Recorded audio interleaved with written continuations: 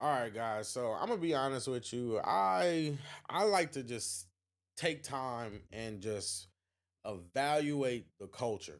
And the reason why I like to evaluate the culture is because I have been very vocal on my displeasure with the culture.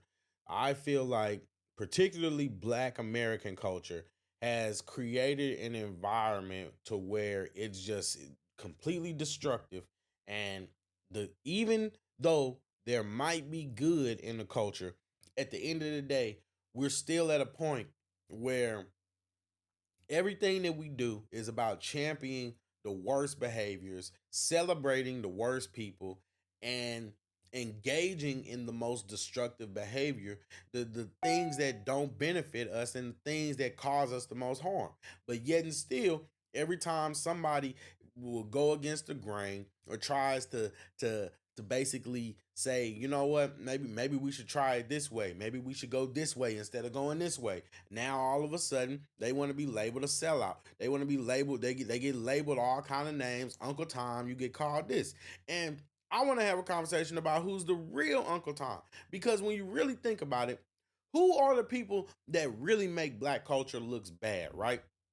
The people that engage in degeneracy and the worst behavior are the same people who will get up and call you an Uncle Tom. When in reality, you're the one that makes the culture look bad. When you go out in public and you don't know how to represent yourself, you misrepresent what you claim to be Black culture. Guess what? Now you're the Uncle Tom. You're the one who basically is clowning. You're the one who's jigabooing. You're the one who's basically making a mockery of Black culture, right?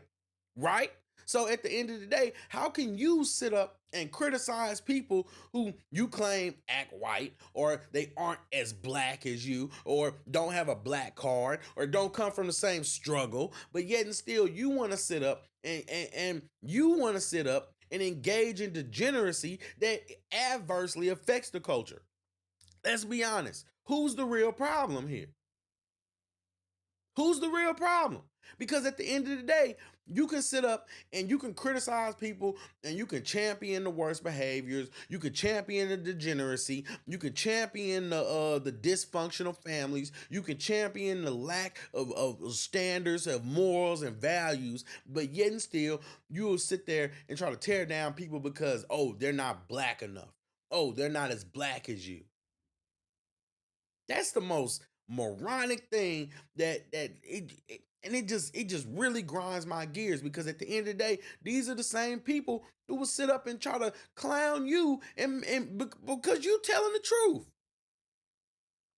You telling the truth. I'll give you an example. Do you remember that there was a man who went viral on social media because he was cussing some girls out because they kept standing in his tables and standing on his booths in a classy restaurant trying to have twerking like they were in the club or something. But yet and still, everybody was mad at him because, oh, why you talking like that? Oh, they're customers. When at the end of the day, that man was willing to go against the grain and say, nah, forget all that stuff that y'all talking about. I want a classy, nice establishment, and I will not allow you to come in here and bring down the value of my establishment. But yet and still, he went viral for people were angry. They had the nerve to be offended. Why? Because that Black man said, you know what? I don't want to sit. I'm not gonna allow these little black hood boogers to sit up here and bring down the value of my establishment. And that's what we need. We need more people like that. We need more people like that. And at the end of the day, you can get mad and you can feel how you feel about it, but what are we really talking about here? What are we really talking about? We're talking about people that can't even I'm just saying, like, let's just be honest. When you look at all this senseless violence, all this senseless, just this the senseless unaliving of people, it's just crazy. Black culture doesn't even value its own life.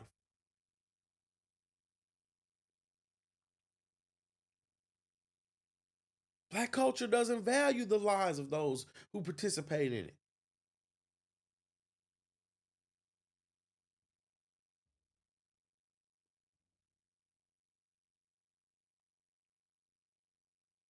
But y'all be mad about some racist white folks. But what about the racist black folks? The ones who self hate, the ones that are contributing to the downfall of the community, the ones that are like giving these outrageous, you know what I mean? Like, can you? But yet and still, y'all are champion and y'all are support George Floyd. Y'all are rally behind George Floyd, right? Y'all was burning cities to the ground over that man. He was a druggie. He was a druggie. He was a druggie.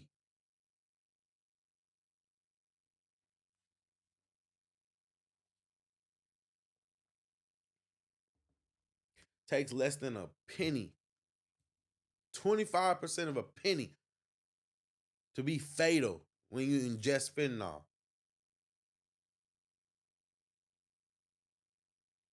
No, no. YT had to do it, right? YT had to do it, right? It had to be YT.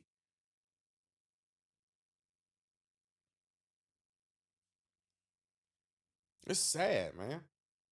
It's sad. And don't even get me started on just this victim mentality. Black people just love to run in the victim Olympics. You love to sit up and lean on your victimhood. Cultures all over the world have experienced slavery. Races all over the world have experienced slavery. Other races have experienced egregious acts that have been committed to them. There are societies that don't exist anymore.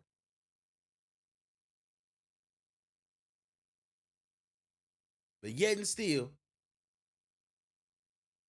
American black folks are the only ones who seem to be unable to rise above it. The only ones who seem to be unable to come get over it. And when like I'm not saying that to minimize it, I'm saying that eventually you got to move forward.